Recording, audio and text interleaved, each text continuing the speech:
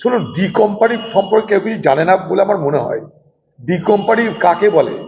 দাউদ ইব্রাহিমের কোম্পানি। তারা কারা?